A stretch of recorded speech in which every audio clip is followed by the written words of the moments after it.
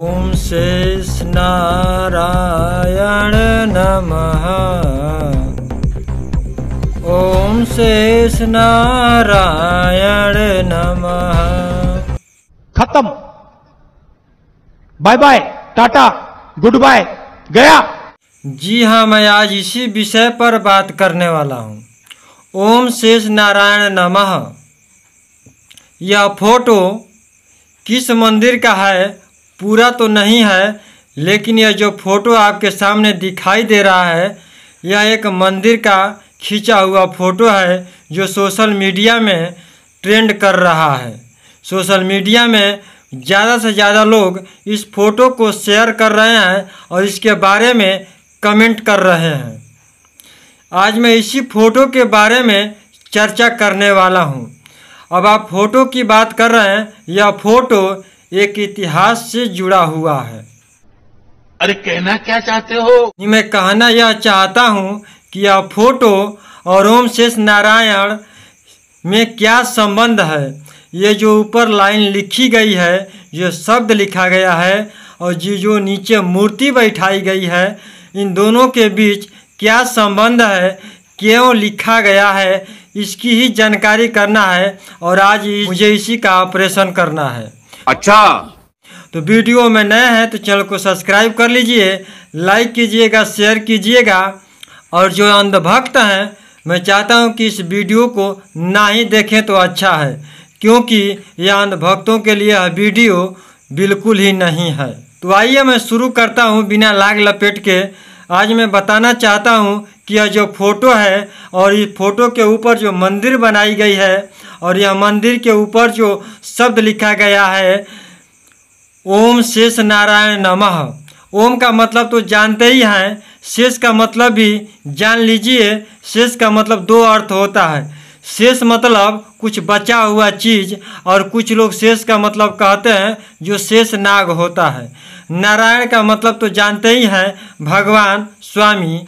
और नमः का मतलब नमस्कार। मैं मतलब आपका नमस्कार कर रहा हूँ। तो पहली बात तो यह है कि मूर्ति किसी का भी हो तो नमस्कार करना तो ज़रूरी है, सम्मान करना ज़रूरी है। लेकिन मैं यह कहता हूँ कि आप किसी भी धर्म को मानिए, किसी भी संप्रदाय को मानिए या किसी भी मूर्ति का पूजा कीजिए, लेकिन वो जहाँ भी मूर्ति मिलेगी भगवान बुद्ध की ही मिलेगी।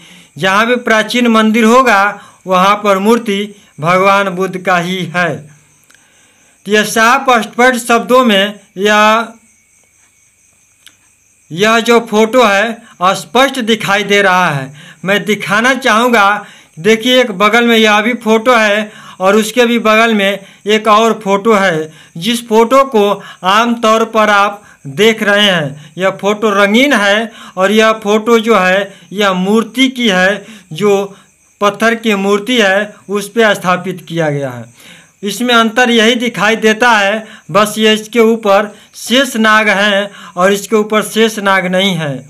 लेकिन यह भी मूर्ति फोटो आपको देखने को मिल जाएगा।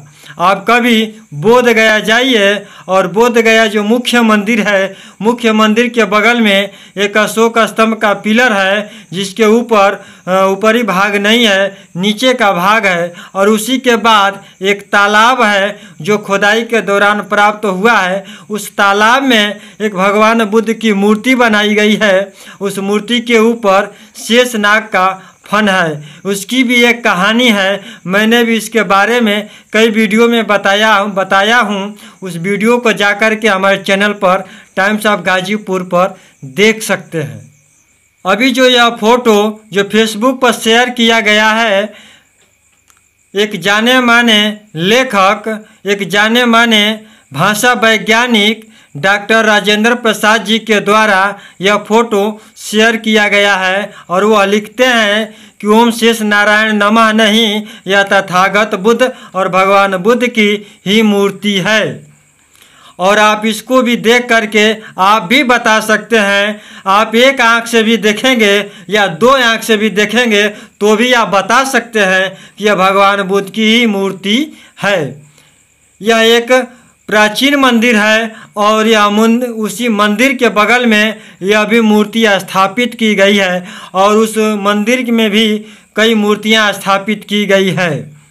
लेकिन यह एक शेष फोटो है, उसी के बारे में मैं चर्चा कर रहा था, इसके बारे में बताया। और यह आपको पता चल जाए कि यह मूर्ति किस स्थान का है, कहाँ का है, तो आप कमेंट बॉक्स में ज़रूर लिखिएगा और लिखकर मुझे भी बताने का प्रयास कीजिएगा। लेकिन अभी मैं जो वीडियो बनाया और जो मैं बताना चाहा, तो माननीय डॉक्टर राजेंद्र प्रसाद जी का जो विचार था, मैं उसी विचार को आगे बढ़ाने का काम किया है। और आपको भी लगता है कि मुझे भी आगे बढ़ाना चाहिए, तो इस वीडियो को शेयर कर दीजिए, लाइक कर दीजिए और अपनी विचार कमेंट बॉक्स में लिख दीजिए, क्योंकि अंत में आप लिखना भूल जाते हैं। फिलहाल अभी के लिए इतना ही। नमस्कार, जय भारत।